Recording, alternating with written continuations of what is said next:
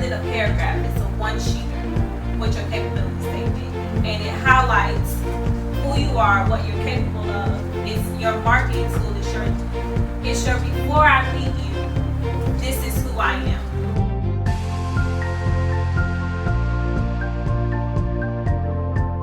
I am the type of the presenter that likes to be hands-on and interactive to really make sure you walk away with what you need today to do something to implement or make your business better tomorrow. So today's topic is capability statements. So the reason why I decided to host an intro into capability statements is because next month we're having 2 workshops on government contracting, meaning how to find the bids, how to sign up and get your certifications, how to do business with the government. We're walking everyone through it step by step on how to do those. And I stated to myself, well, how can I come and give that information without first going over the basics to see where everyone was, if they were able to even come in ready for that type of workshop? And to be ready for that type of workshop, you need a capability statement. You cannot do business with the government without a capability statement. It's not even a option. Like, you know how sometimes when you're in your business, it's an option if you want to have your business plan. It's helpful, but it's not. It's an option. With a capability statement, it's not an option doing business with the government. Okay? So that's how we're starting here. So the things that we're going to cover today is what is a capability statement, why it's important, the different ways to format it, and then how to tailor your capability statement to the right audience, and then of course best practices. And I'm going to go in depth into everyone's industry, showing you why you want to do business with the government, what the government is giving to businesses like yours, and how competitive this market is. Okay? So first, what is a capability statement? All right? Because y'all were reading it, that's a question for the class. What is a capability statement in your mind? Have you heard of this word before? Are you brand new? What's a capability statement? To me, it's like just a quick statement, almost like a mission statement. Maybe highlighting what you're capable of, what you're going to do, and kind of credible, like a credible statement. Mm-hmm. When you say statement, what do you mean by statement? You think stating like their purpose, like maybe a paragraph, the beginning of a pitch, so maybe to get them interested in talking to you, to get in a room with the people that you want to get something from. Okay. Yeah. I feel like it states what you're able to produce or going to be able to do as far as business, but you state it in a manner that's able to be applied to different mediums based on what someone's needs may be. So like someone's like, well, I need someone that can do marketing. I need someone that can do branding. I need someone that can analyze data. Your capability statement kind of needs to speak to your abilities to appeal to them. Okay. Yeah, I agree. Sounds like your mission statement, but probably weighs in more on what you have done with your mission statement, like a track record. That's what it sounds like to me. Your history. So you think your capability statement also includes like your past performance? Yes. In history. That's what I'm capable of is not what I'm going to do, but what I have done. I think it's all of the above, everything the 3 of them said. That's a smart answer. Next time you have to go. So yes, a capability statement is a combination of what everyone stated. However, it's more than a paragraph. It's a one-sheeter with your capability statement. And it highlights who you are, what you're capable of. It's your marketing tool. It's your before I meet you, this is who I am. Can I take pictures? Go ahead. Before I meet you, this is who I am. So it needs to be strong and appealing and eye-catching from the beginning, right? A lot of people think I could just hand in a one-pager that's all black and white, plain, a whole bunch of words, just like a resume, right? A capability statement is like a resume, a personal resume, but it needs to be way more appealing to the person that's reading it and tailored to them as well. So like how you were saying, if there's someone looking for marketing or you named 3 others. Branding, right. It needs to be tailored to that. So a question that I normally get is, well, how many capabilities should I have? Right? Is this a one, I do this one time and it's good to go? No, it's not. I have a client that has over 20 capability statements. There's 3 sections in the capability statement that needs to be changed out of those 20. So there's small changes, and she used basically the same format and just changed the wording because she's making it appealing to the person that she's submitting her capability statement to. The key components of a capability statement. You want to make sure it has your core competencies. What do you do? So I've asked 2 people in the room their NIAX code besides the 2 people that I asked. Has anyone else heard of that word before today? Yes. I haven't. Okay, a NIAX code. Sometimes it's pronounced NAICS. They just spell out the word instead of saying NIAX codes. But your NIAX code, you've heard of it before? Yes. You want to tell the class what it is or how you've heard of it? I don't know. I only heard of it because I think that when we dealing with trying to get credentialed with health insurances, I think I had to have it along with my taxonomy code or something. Or some yeah, like I don't know, but I know I've seen it. I've seen it, but never, like on terms and conditions somewhere, maybe banks, No. somewhere. What about when you get a DUNS number, like Dunn's number, that's exactly where you Sam's see and it. Dun, like Yep, yeah. and Sam's. Okay, And Sam.gov as well. That's where they ask you for your NIAX code. A NIAX code is the code your industry operates under for the government. So the government has every industry in the world listed, even if it's other, it's listed. And on that, next to the industry, the government puts, okay, this is their NIAX code. So anybody that's doing business in this industry, this is your NIAX code. So when the government puts out contracts for someone or for an industry, it goes based off their NIAX codes. So you want to make sure you know that, and we'll go into detail soon of where you can find your NIAX code. And that code does not change. All right. So you want to talk about your core competencies, your past performance. And when I say past performance, it's everything that you have done that's relevant to your NIAX codes or relevant to the government contract that you're going after. I will pause there because does anyone have a question? What if I'm just starting off? Yeah, like because I want to develop, okay, for me, like develop a property from the ground up, like a commercial building or a hotel. And for something like that, you would have to get contracts and things like that from like the city approval, or like how does that tie into that? I don't know. Or for instance, So I if want to buy that historical house on Nebraska, the Jackson House. So how does that, because that is, I believe it's owned by the government because it's a historical house, how does that tie into something like that? with the capability statement. Yeah, So those are 2 different things. okay. So that does not tie in, but because I want to make it relevant to what you said, if you were looking to purchase a housing property because you wanted to do like Section 8 or something with the government, and real estate is in, of course, you'll see that real estate, they have a NIAX code for that.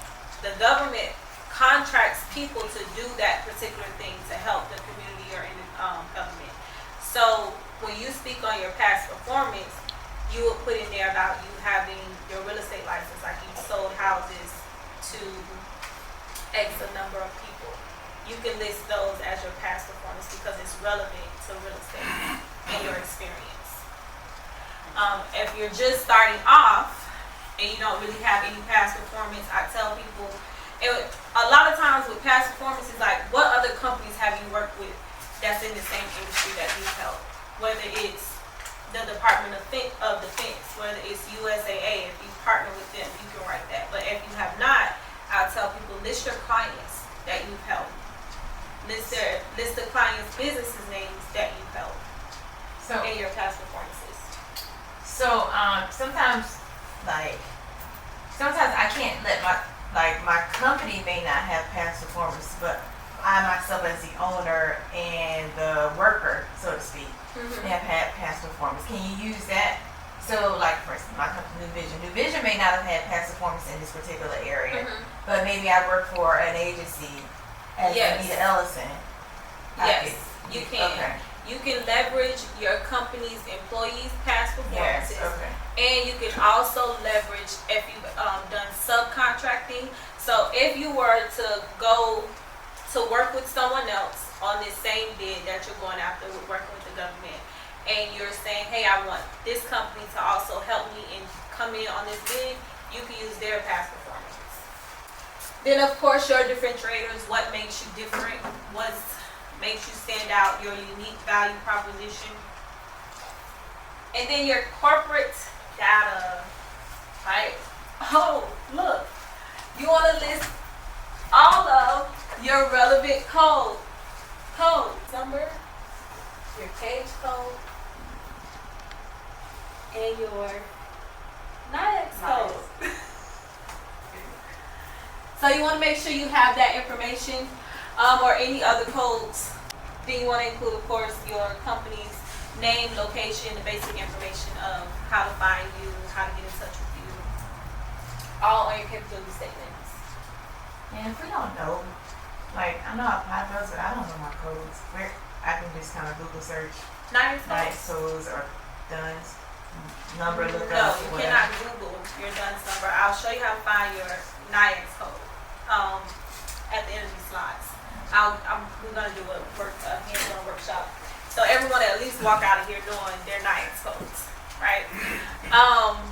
Your DUNS number, you would need to go to Dun & Bradstreet and sign in, and they'll have your DUNS number. Your DUNS number is not public for everyone, it's unique to you.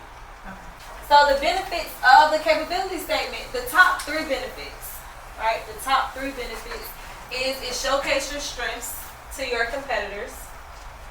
It simplifies your offerings to the procurement officers, and I'm going to talk more on procurement officers and why they are your best friend. And it also, like I said before, it's your resume. It's your business resume when you're dealing with other businesses.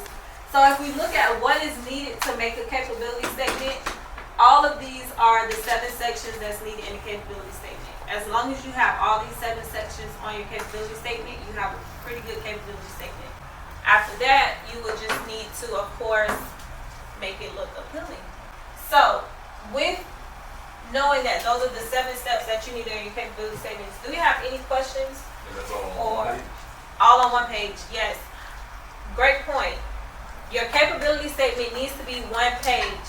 The only time it needs to be 1 to 2 pages is if you've been in business for over 10 years. If you have not been in business over 10 years, please do not go over 2 pages on your capability statement. But if you have, do not go over 2 pages. No, is no room for 3, 4, 5, 6, or 7. 2 pages max. So let's go around the room. We'll start with you, Ernest. Right? Tell me some of your core competencies. So everyone has examples so they know when they're making their capability statement what's core competencies. No, it's not. Core competencies is what are your services? Oh, what are our services? Yes. Our services are lines of insurance, life insurance, health insurance, and retirement plans. Okay, so those are your core competencies. That is a code, that's specific, yes. James, what's your core competencies? I forgot your name. I'm so sorry. It's okay. It's Zanita. Zanita. Zenita. Zanita. With the Z. Zanita. Zanita. Yes. Got it. Do they call you Nita for short? They call me Z for short. Z. Z. Okay. They don't even ask for permission. They just do it. Zanita. Yes. Okay, what are your core competencies? We provide mental health and addiction services in addition to employee wellness. And So that's mainly one. Your statement was to one, your introduction and company overview. Right? that was one. Okay. Mhm. So core competencies, Mhm. mental health and addictions, healthcare, no counseling. Counseling. Okay. Yes. There it is. Counseling. That will fall under your core competencies. Well, what about like if we do workshops and trainings? So not just counseling, but we also do like corporate trainings. Is that in your core of something that you offer? Sure. Because I mean, if I built my business around that model, wouldn't that be considered part of my core? I don't want you to confuse what you could put in number one with number two. Number two are bullet points, right? So if you're saying workshops that you offer as your service, then that means that's something you consistently do and offer. Right. Okay. So that would be your core. Yes. Okay. No problem. Consultation, helping you buy. Okay. So I like to be available for my clients. That's another thing. Sometimes people have questions, and I notice a lot of people who are seasoned vets, they like to not be available at a certain time. Mhm. So I pride myself on being available to answer questions or inspire people. Some people just don't know. That's more of what makes you different. That's your Okay. unique value proposition. But as far as your core competencies, your service will be consultation for real estate. Boots to the ground, going out there for you, helping you with your paperwork. How does that, how can I put that into words? You find properties. Yeah. Okay, that could be another one.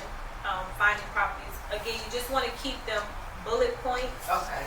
no more than 5 words in one bullet point.